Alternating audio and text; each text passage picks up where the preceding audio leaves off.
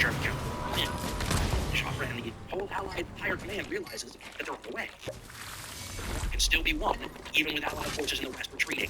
They just have to prolong this conflict long enough to let the Russians smash the Germans in the east, and the war will be over no matter how well the Germans in the west are doing.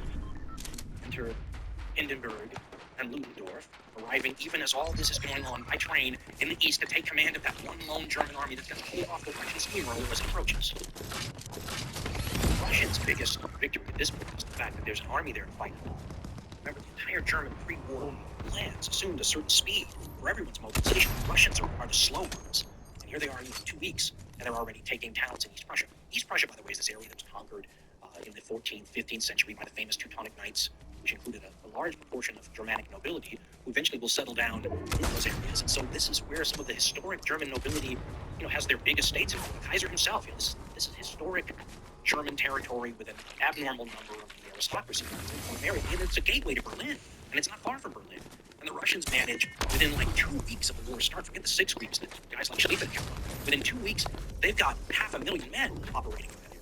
And they've got even more down south against the Austro-Hungarians. And it's one of those things where, there's a professor named Sean McMakin who's written a whole book called The Russian Origins of the First World War, where he says the Russians are the ones who should bear the entire lion's share of the guilt for starting this war. They wanted it, they planned for it, and part of the reason that they surprised everybody with their quick mobilizations because they were ready for this war. They wanted it.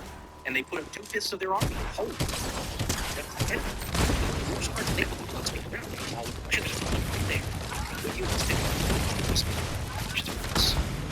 some chaos.